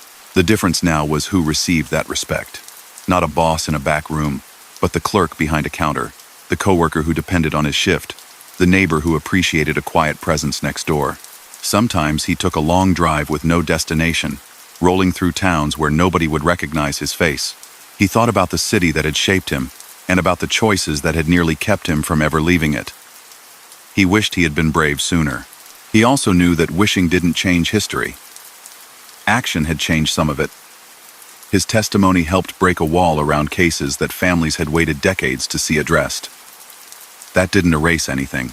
It did shift the ground under people who assumed secrecy would last forever. In a world built on certainty, even a small shift can be an earthquake. Evenings ended the same way most nights. A book, a radio game, a last check that doors were locked. He didn't jump at every sound. He stayed alert without living inside alarm. The old version of alertness had been about control. The new version was about care. Care for his safety, for the safety of those around him, and for a promise he'd made to himself when he walked into a courtroom and began to describe the life he had led. No more harm. Keeping that promise took practice. It also took quiet. He had both. The years grew longer and quieter, and he learned to live with two clocks in his head. One marked the routine he built after testifying early mornings. Careful commutes. The soft clatter of work done by hand. The other ticked through memory, moving across rooms where decisions had been made in low voices and carried out swiftly. Both clocks kept time. He let them run without trying to stop either. Peace, he discovered, didn't require forgetting. It required honesty and habits that did no new harm. Phone calls still arrived from investigators who were untangling threads left over from older decades. A name would surface. A location would be mentioned. A date would be tested against his recollection. He answered directly when he had first-hand knowledge, and declined to guess when he didn't. The point of his cooperation had always been precision. He stayed with that. Over and over, he translated custom into plain speech, who approved what, where money traveled, how a crew decided to escalate, and why a particular person ended up on a list that was never written down yet guided outcomes with absolute force. He did not hide from the arithmetic of his own record. In court, he had admitted involvement in more than a dozen killings, 14 by his count, including the 1,986 murders of Anthony and Michael Spilotro, the later killing of John Fecarata, and the 1,983 bombing that took Richard Ortiz's life and also killed Arthur Murawski, who hadn't been the target but died because he was nearby. He acknowledged planning meetings, assignments, and follow-through on those operations. He also provided context for other murders that prosecutors used to map the outfit's continuity, including acts committed before he joined certain ranks, like the 1,974 shooting of Daniel Seifert, a case that tied back to a senior figure in the organization. Where he had stood in the room, he said so. Where he only knew the structure and the reasons, he marked the difference. Families deserved that clarity. The larger enterprise he described had been built for endurance. Illegal sports betting supplied steady cash, week in and week out. Loan sharking turned short-term needs into long-term obligations. Extortion kept cash-heavy businesses compliant. Burglary filled gaps when pressure needed to be applied without open spectacle. Violence enforced rules. He had been one of the people who made sure those rules held. Later, he became the person who explained them in a courtroom. The same steadiness that made him reliable as an enforcer made him reliable as a witness. He showed process, not legend. He often thought about how a single object had changed the shape of his life. On a late summer night in 1986, during the operation that ended in John Feckerata's death, a glove was left behind. It sat in evidence for years. When DNA testing matured, that glove linked him to the scene. He had spent a career controlling variables, timing, routes, phone calls, faces in a room. He could not control an advance in science that treated a scrap of fabric as a record. That reality humbled him. It also gave him a path he had never allowed himself to see as possible. He carried the cost of cooperation in private. Old friends became permanent distances.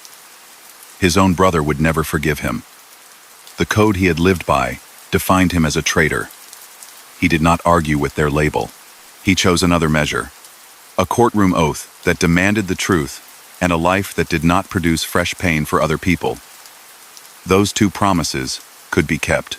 He kept them one day at a time, with a discipline that resembled the discipline he had once used for a darker purpose. Some nights, he replayed moments from the trial.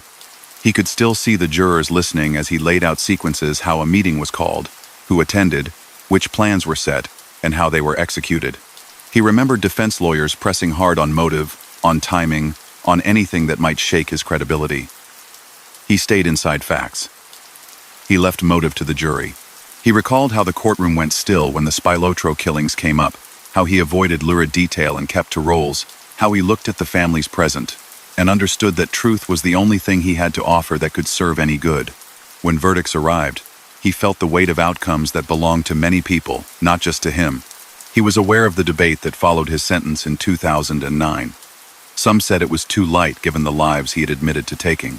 Others said the cooperation warranted leniency because it brought closure to cases that had seemed unsolvable. He listened, but did not participate. The court had weighed his actions and decided that was the system he had chosen to enter.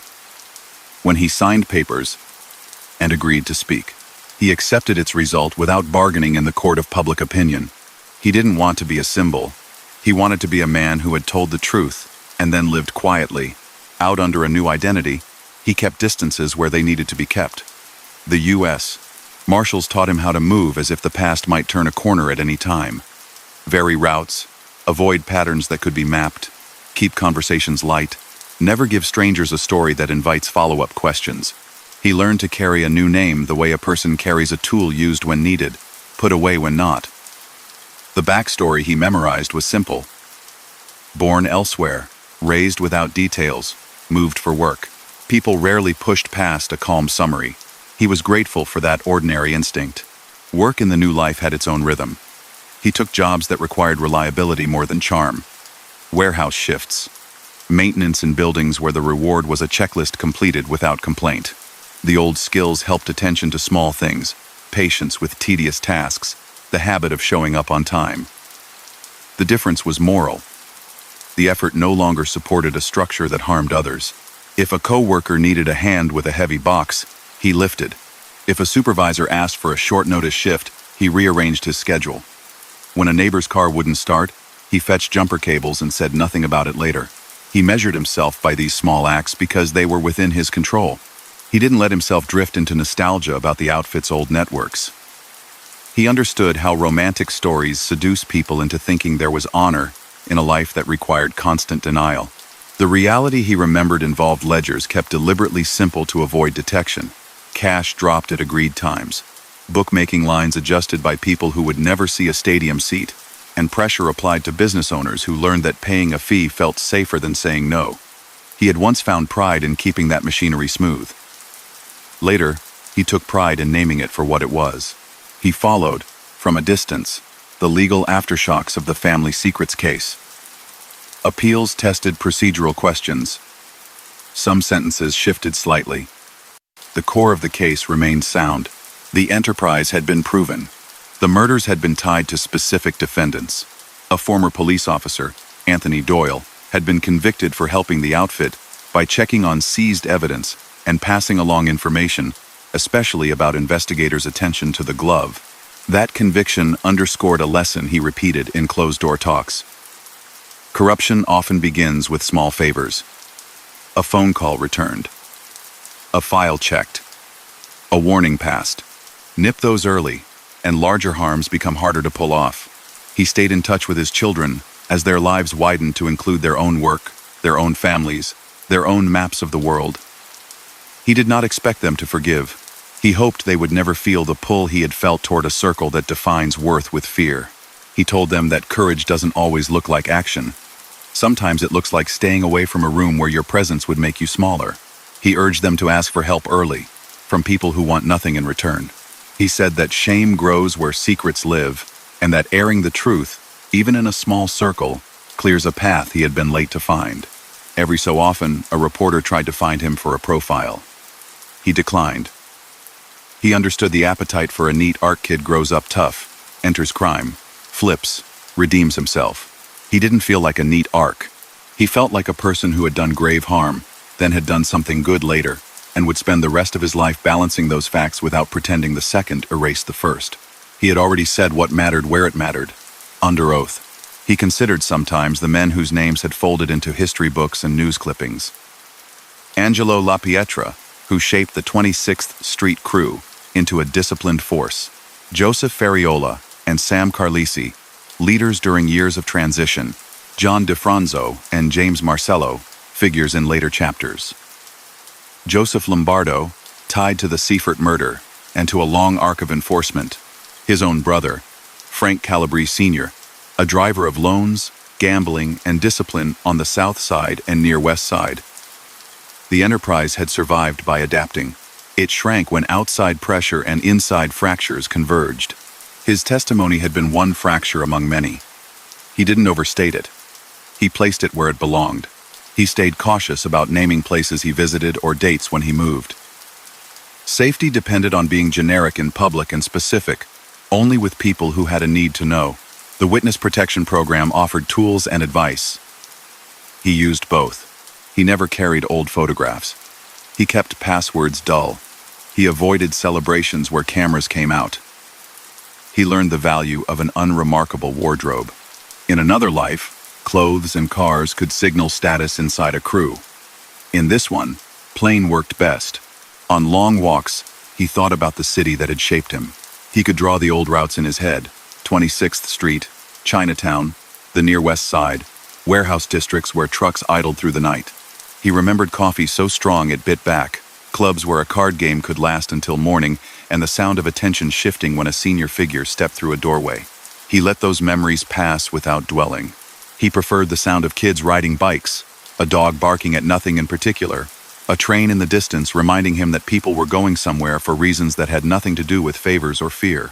He also thought about victims whose names rarely made it past a headline. Not everyone tied to his life ended up in a front-page story. Some deaths landed in small notices, read mostly by families and a few friends. Those families carried the cost just the same. He kept a mental list that would never be complete and never be public. He believed that remembering mattered, even if he was the only person who knew which dawn or dusk came attached to a particular name. Quiet memory was a debt he could pay. Over time, he found ways to speak that did not invite spectacle. In private sessions with law enforcement, he reviewed files to help younger officers understand that efficiency and patience break criminal enterprises better than dramatic raids. With community workers, he warned that the soil that grows crews is often civic neglect, businesses that don't trust the city to answer phone calls, residents who expect rules to be bent for those with pull. Restore trust in ordinary systems, and outfits have less room to sell their kind of order. He had been one of the sellers. He could point out the pitch. He kept his apologies simple. He said he was sorry for what he had done to specific people, and for what his work had done to the city that raised him. He didn't soften the facts. He didn't add adjectives. He signed his name, whatever name he used now, and left space for the recipient to ignore him. If a reply came, he read it without expectation. If a letter returned unopened, he respected that as a boundary. He had ignored too many boundaries for too long. Now he honored every one that others set. As years stacked up, the fear that once framed every hour lost some of its volume. He continued to be careful, but he didn't live in a crouch. He traveled to nearby towns, visited parks, sat in libraries, bought groceries without scanning every face. He didn't confuse calm with safety. He recognized calm as a choice. It was a version of courage he could practice without needing anyone else's permission. He never forgot that he had been the first made member of the Chicago outfit to testify against high-ranking members in open court. That fact had practical effects. It told others that the old guarantee that men bound by a certain oath would stay quiet forever had cracked. The crack widened when prosecutors paired his account with recordings made by his nephew, Frank Calabrese Jr., who had risked much to contact the FBI and gather evidence against his father. Those recordings and his testimony created a map that a jury could follow from loans and bets to murder and back again. The map outlived headlines. It sits now in transcripts used by people who will never know the smell of the rooms where the decisions were made but who understand their function. He learned to accept that there would be no clean end to his story. No ceremony marked his new life as complete. No medal arrived in the mail. He didn't want one. Completion is for tasks that can be checked off. Lives don't end that neatly. He took satisfaction instead, in unremarkable days. A drive without incident. A shift that ended on time. A phone call with a child who sounded okay. A night when sleep came without a fight. Those became his signs. When he thought about the oath he had taken as a young man, and the oath he later took as a witness, he saw them not as two extremes, but as two vows that revealed who he had chosen to be at different times. The first was about belonging at any cost. The second was about accountability at a cost he could finally accept. He would carry both into old age. He didn't ask to be seen as redeemed. He asked to be allowed to finish his days as a person who told the truth after living a long time inside lies. He spoke, now and then, to people on the edge of choices that looked like the ones he had made. He told them there is no glamorous version of doing harm. There is only the harm and the silence that tries to make it bearable. If you are lucky, he said, something will force you to face that silence and step across it. Don't wait for luck. Ask for help before the silence becomes your life. He knew most would nod and keep walking the path they were already on. He said it anyway, saying it felt like a small payment on an old bill. In the end, he understood that the glove, the oath, the courtroom, the years under a new name, they were all parts of one story about how a person can be built by a system, serve it faithfully, see it for what it is, and then decide to speak. The city he left behind had weather and bridges and families who deserved ordinary evenings. He had helped make some of those evenings impossible. Later, he helped give them answers. He could not repair what he had broken. He could keep living in a way that didn't break anything else. That was his promise, renewed each morning when he woke up to a room without shadows, and a day that asked only for work, patience, and quiet. He lived in a place where nobody knew the name that once followed him into every room. Days began with coffee, a window cracked open, and a quiet look at the street before it filled. He did not plan speeches anymore. He didn't chase meaning in every hour. Meaning had come hard enough once. Now he kept to acts he could complete. A shift finished on time, a bill paid, a promise kept, a call returned. The man who once built his life around coded meetings and schedules set by others learned to enjoy appointments that involved nothing more than changing a filter or fixing a hinge. Memory stayed near. It did not knock loudly. It waited, and then appeared as a corner, a door, a phrase he hadn't heard in years. When that happened, he let the thought land and pass. He did not fight the past.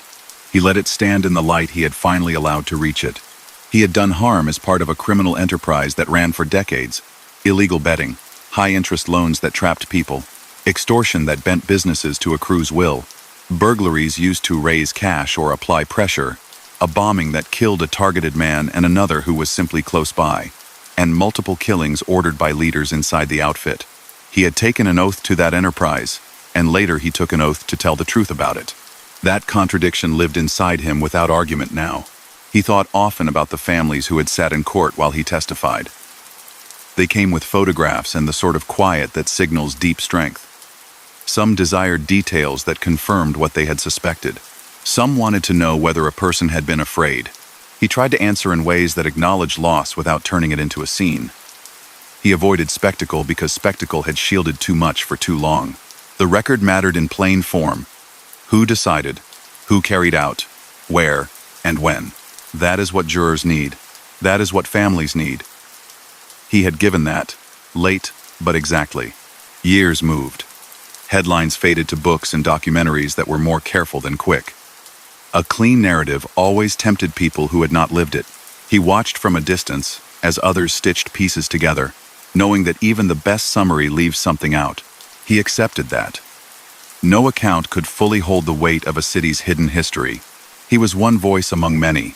Detectives who had followed leads for years, prosecutors who built mosaics one tile at a time, agents who waited patiently for patterns to emerge, and citizens who refused to forget. He respected that patience most. Sometimes he reread clippings saved from the time of the trial. Not out of nostalgia, out of respect for accuracy. The documents placed names and dates where they belonged. They confirmed that a MAID member had stepped across a line he had once believed impossible to cross. They also showed how the government paired his testimony with recordings made by his nephew in prison. How transcripts of those conversations corroborated the structure he described, and how forensic science, especially the DNA match to the glove from a 1986 killing, connected a quiet man in a chair to a night on a street long ago. Evidence had done what threat and rumor could not. The aftershocks of that case continued for years. Appeals wound through the system. Some claims were trimmed, others denied, a few technical points adjusted. The core endured. High-ranking figures remained convicted of racketeering tied to murders, loan sharking, illegal gambling, and extortion. A former officer who had passed along information about evidence learned what it meant to cross the line between duty and favor and paid for it with years of his life. Some leaders died in federal custody as time caught up with men who once seemed to move beyond reach. Others kept serving long terms. The enterprise survived in smaller, thinner shapes that looked nothing like the structure he had served. Technology changed the business he once called routine. Phones told stories to agents that men could not stop. Legal sports betting grew, pulling customers away from corner bookies. Union influence in certain industries shifted, closing doors that had long been kept ajar for quiet leverage. None of this required a movie scene. It required time, law, and 1,000 practical changes. He learned to value very simple days. A neighbor waved and moved on. A coworker thanked him for covering a shift. A cashier smiled without recognizing anything but a face that came by often and never caused trouble. He measured success in these ordinary exchanges because they were the opposite of how he had once counted. Not by dollars moved or problems settled, but by the absence of fear around him. He was not owed calm. He created it where he stood, one unremarkable moment after another. Letters still left his hands. Some went to people whose loved ones had been named in court. Others went to those who had worked to bring the truth forward. He did not repeat himself. He said only what he had earned the right to say. I am sorry for what I did, and I told the truth about it when I finally understood that silence could not continue. He never asked for absolution. He didn't grade his own remorse. He left that to others and lived with whatever answer came back, including none. When he looked back at the span of his life, he tried to keep the outlines clean. Childhood in a city of close blocks. Apprenticeship in errands that turned into a role. An oath taken in a back room that felt like belonging. Years of work that kept money flowing up and pressure flowing down. Enforcement when words ended. A mistake on a dark night that left behind a single glove. A lab report that made denial a dead end. A decision to cooperate. Weeks on a witness stand naming acts he had helped carry out, including multiple homicides among them, the killings of Anthony and Michael Spilatro in 1986, the death of John Fecarata that same year, and the 1983 bombing that killed Richard Ortiz and also took the life of Arthur Moravsky. Context for earlier acts used by the government to prove continuity, including the 1974 murder of Daniel Seifert tied to a leader he had once followed. Convictions for men who had shaped the organization for years. A sentence imposed on him that balanced cooperation against harm, time in custody, release into protection, a small life built on steadiness. He sometimes visited a church at odd hours, early or late. He didn't linger in front rows or speak to anyone beyond a nod. He lit a candle and said the same quiet words. He asked for strength to keep telling the truth in every small way he could, and for the discipline to stay out of any situation that echoed the old life. He prayed for families he had hurt by name when he knew the names and in silence when he didn't. He didn't ask for his own past to be erased. The point of faith, as he practiced it, was not revision. It was clarity. A few times he met with people who work with teenagers in tough neighborhoods. He talked plainly about how a crew presents itself as a form of protection and opportunity. He explained that the protection comes with a bill that never stops, and that the opportunity is always tilted towards someone else's gain. He said that the most dangerous moment is when a young person feels both grateful to the crew and afraid to leave. That is where intervention matters most, not with lectures, but with a paycheck, a mentor, and the kind of attention that doesn't demand repayment. He knew this wasn't a tidy solution. He said it anyway because he wished someone had said it to him in time. He did not turn his life into a lesson plan. He allowed others to take from it what they wanted. If someone needed a reminder that evidence has patience, he pointed to the glove. If someone wanted proof that a code can crack, he pointed to a courtroom where a made member answered questions under oath. If someone wanted a definition of accountability, he said it means accepting that consequences will never feel balanced and choosing to live with that imbalance without complaint. He stayed away from places where his old name might surface. He understood that danger grows when memory meets chance. He kept to a pattern of variation, different routes, different stores, an eye on the kind of detail he had once tracked for surveillance, but now tracked to stay unremarkable. He wasn't paranoid. He was prudent. He had been given a chance to walk in the open. He didn't intend to waste it. The city he left behind changed as cities always do. New buildings rose, old clubs closed or became something benign. Streets that had once felt heavy lightened. He knew some pieces remained.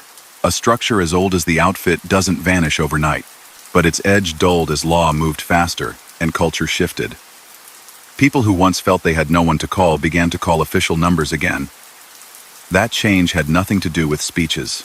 It had everything to do with trust built slowly by people who show up and keep showing up. He allowed himself to think about his brother without flinching. Love does not cancel harm. Harm does not cancel love. He carried both and stopped trying to solve that equation. He also thought about his nephew, whose choice to approach agents while locked up with his father had required a kind of courage that exacted a private price. Different people in one family had walked toward truth from different angles. That fact remained one of the few parts of the story that felt close to redemption, though he never used that word for himself. From time to time, he opened the transcript of his own testimony, a stack that once sat taller than a hand. He checked dates and names the way a carpenter runs a palm across a finished piece. He wanted to be sure that what he remembered and what he had said under oath still matched. They did. That gave him a steadiness no praise could supply. He did not need praise. He needed to avoid self-deception. The transcript helped. He kept himself healthy in ordinary ways. He walked in the evening. He cooked plainly. He saw a doctor when necessary. He watched games on the radio or television, letting innings and quarters pass without attaching them to bets or numbers on a pad. Sports became what they should have been from the start, a simple pleasure, not a ledger. He took that as a small sign that he had moved far from the person who once turned every scoreboard into a column for collections. He had once told a judge that he would live with what he had done for the rest of his life. He kept that promise. He did not perform remorse. He practiced it. That meant carrying the names of the dead in his head, helping where he could when asked by officials, refusing opportunities that smelled like notoriety, and keeping his days clean of the shortcuts he once sold. Remorse for him was action plus restraint. It was showing up to do things right when nobody but a few coworkers and a clerk would notice. A final thought followed him into older age. Secrecy had almost defined him. It had been his skill and his trap. He kept secrets for men who used them to extract money and security from others. Then he broke the biggest secret he had ever held. After that, he still kept secrets, but they were the kind that protect lives, his family's, and the witnesses and agents who had stood beside him. He came to understand that secrecy is not a virtue or a vice on its own. It depends on what it serves. He had changed what it served. He did not think of his life as a warning or a celebration. He thought of it as a record of choices and their consequences. He chose to enter a criminal enterprise that bound him to orders he carried out, including killings and other violent acts that left families grieving. He chose later to cooperate with the government, to testify against leaders of that enterprise, and to help bring clarity to cases that had sat unresolved. The first choice built his reputation in the shadows.